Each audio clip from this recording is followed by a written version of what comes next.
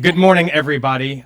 As Council President Albornoz said, it has been my honor over the last 4 years to be the Council's point person, the Council's lead on homelessness and vulnerable communities. And while we do so much work here at the Council and so much work here in the county to make sure that everybody is able to live with dignity, to make sure that everybody has the support that they need, and to make sure that everybody is safely housed, it has been an incredible honor to work with all of these individuals and their organizations to do just that. And it has been so inspiring to visit their shelters, to speak with the residents whom they help, to ask and help their staff, ask their staff for whatever resources they might need, and to celebrate the incredible work that they have done, the nation-leading work that they have done, because Montgomery County continues to lead the nation in our efforts to make sure that homelessness is rare, brief, and non-recurring.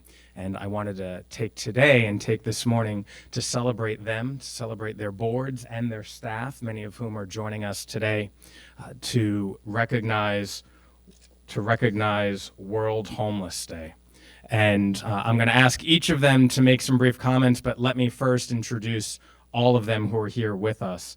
In no particular order, we have Amanda Harris, who leads our services to end and prevent homelessness. We also have Interfaith Works and their CEO, Courtney Hall. Where are you, Courtney? You're right behind me. There you go. We also have the Montgomery County Coalition for the Homeless, who is led by Susie Sinclair Smith. We have Shepherd's Table. I saw Manny Hidalgo is right over here. Rainbow Place Shelter. Where is Lauren? Lauren's back here. Thank you, Lauren. And then also Stepping Stone. Stacy is right here. And so I'm going to invite each of them up to make some brief comments about the work that they're doing and the work that we need to continue doing, because while we've made tremendous strides, there is more work to do. So I'm going to have Amanda Harris with the Department of Health and Human Services, Services to End and Prevent Homelessness, to kick us off. Sorry, I'm not very tall. Good morning, everyone. Amanda Harris, Chief of Services to End and Prevent Homelessness. I won't take up a lot of time because I know you want to hear from our service providers that are doing the hard work every day. I will just say that I am incredibly proud to be part of this community. It really does take a village to be able to make great strides in ending homelessness as we have done. We are lucky to have elected officials that are deeply committed to this work and show that by funding us, which is great. Thank you. We have all our homeless service providers, our housing providers, and I think over the last few years, we've been able to bring in additional partners, recognizing that people experiencing homelessness have complex needs and often come to us because other systems of care have failed them.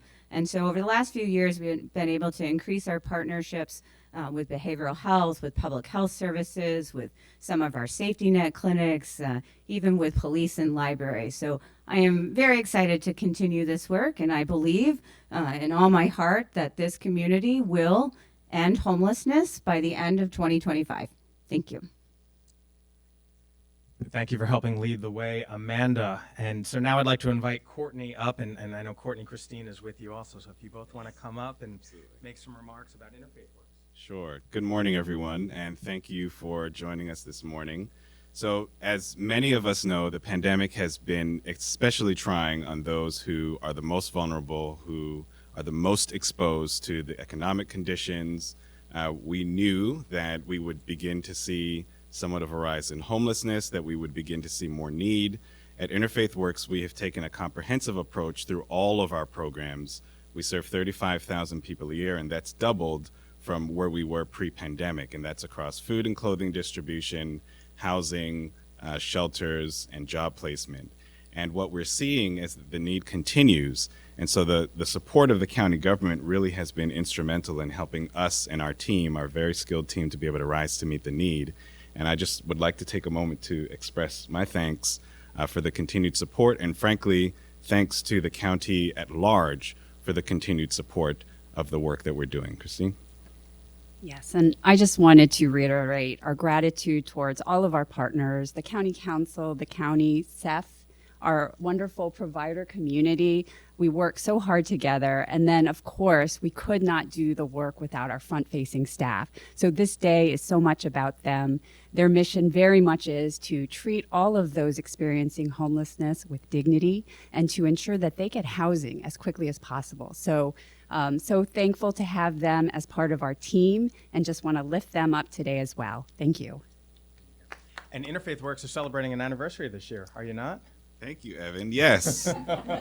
I appreciate that. Yes. We have been around for 50 years, which for us is both a celebration and a cause for deep reflection, frankly, about why Interfaith Works or organizations like Interfaith Works need to continue existing for the past half century, but also really, as Christine said, a real recognition of how our team has evolved, how we have always been around to meet the need as it's emerging in the county. So thank you, Evan, for that recognition. You look wonderful for your age. Okay. Next up, I'd like to invite Susie and Derek up for the Montgomery County Coalition for the Homeless. And also, it was a big year for you all as well with your new Neville Street location. Exactly. And may I also introduce our board chair, Ken Teckler, and Matt Rydick? Yes. Yes. So we are 32 years old, Evan. So do I look my age? I hope. But anyway, thank you so much for having us. And again, I don't think that we could have accomplished all the work that Amanda's been talking about, and you as well, without this critical public-private partnership. And the resources and guidance you've provided are just essential. We serve about 1,800 men, women, and children each year. We operate the Maine Men's Emergency Shelter, which we've been doing so for over 30 years. And we have about 600 households in permanent supportive housing, about 300 children who are formerly homeless. We believe strongly that homelessness can be ended in Montgomery County and making it rare, brief, and non-recurring. And we believe that everyone in Montgomery County should have a safe, stable, and affordable place to call home. I want to echo Christine's remarks. We have awesome staff with a passion for the people we serve. We practice best practices of housing first, harm reduction, trauma-informed care, and together with the support of our nonprofits and our partnership with the government, we know we can end homelessness in end of 2025. We are there. We were one of the first of four communities to end veteran homelessness nationwide. And we have virtually ended chronic homelessness, so we know how to end homelessness. We need the resources and the will and the passion. Great. Good. Thank you. Yeah. Just thank you. I'm Ken Teckler, the chair of the board. Appreciate this proclamation. It's very nice to be together with this group of people who are all committed to this service. It's hard work to do, but we appreciate the assistance of the county and the support of the county council, and we're going to reach that aim that Amanda mentioned and focus on 2025 and see if we can come back then and get another proclamation. So thank you. Yeah. Okay. And again, thank you to all the board members for each of these organizations for their volunteerism and time. And so while you heard about some of the holistic approaches that are taking place, there are also some more specialized organizations. And one of those is Shepherd's Table in downtown Silver Spring, but also with satellite locations, of which I visited many. If you want to come on up and talk about the food programs that you help offer for those who need food. Yes, thank you. Thank you, soon-to-be Council President Glass. Almost, but thank you. Thank you for having the courage to be the point person on ending homelessness and to help us as the continuum to have this vision of ending homelessness. I think that's a very, very bold thing because it's easy to judge whether or not we've succeeded. And I hope that the community holds us accountable to this vision. And that we really pull it off, and I think we can. Working together, I think we can pull it off. But at Shepherd's Table, we feed people, and we use mealtime as a way to engage further and find out why people are encountering difficulty being housed, and we try to figure out how to ameliorate that situation and get people housed. So we use mealtime as a way to find a pathway forward and a pathway to self-sufficiency. And we've done we do about 130,000 meals annually. And then with you, we were able to start Beyond the Table, which is our mobile meals program in Aspen Hill and in Riverdale. So we really appreciate your leadership in helping us pull that off, and we hope to be able to continue that for many years to come. So thank you. Thank you. And during the pandemic, it was incredibly meaningful to go to Aspen Hill and see how many people lined up for food because they couldn't get it elsewhere because they were either unemployed or rent burdened. And thank you for that visionary leadership. And I'm glad we were able to help expand those programs. Also, next organization is Rainbow Place Shelter, which is a Rockville-based overflow shelter, particularly for women who need housing. Thank you, Evan. Yes, I'm Lauren Piva with Rainbow Place Shelter. We're kind of in between Interfaith Works and MCCH. We've been around for 40 years. So, yeah, I'd kind of let the gray come in. We are extremely proud to be a part of this proclamation, Evan. The work that is done in this county is amazing as I've traveled to other places, most recently Colorado. Just seeing the commitment to ending homelessness in Montgomery County with county government and with these amazing nonprofit partners, it's really evident how important this is to end homelessness. And we're really proud at Rainbow to have been a part of it over the last 40 years. We've served an estimated over 3,000 women experiencing homelessness during hypothermia season. And we have bold plans for the future. So I would like to use this as an opportunity to let you know we're looking to open a year-round shelter for transition-age youth 18 to 24 as soon as possible, as soon as we can find a place to do it. So keep your eyes on Rainbow Place Shelter. We're growing, and we want to be a bigger part of this. Thank you, Lauren. Thanks, Evan. And in that spirit of innovation, Lauren and I and some of her board members looked at innovative ways to provide housing for those who need it, like pop-up shelters and others that are really taking place across the country. So the innovation and the exploration continues here in Montgomery County. And last but not least, want to invite Stacy up from Stepping Stones, which is another Rockville-based organization that helps families and also helps individuals get employed as well. Hi, thank you. This is Natika Thorne, who has her hands on everything that's going on with our families. Anyways, we want to thank you very much for having having the proclamation and for the commitment of the council, Amanda, the county. We've been around for 42 years. Don't I look like that? Beautiful.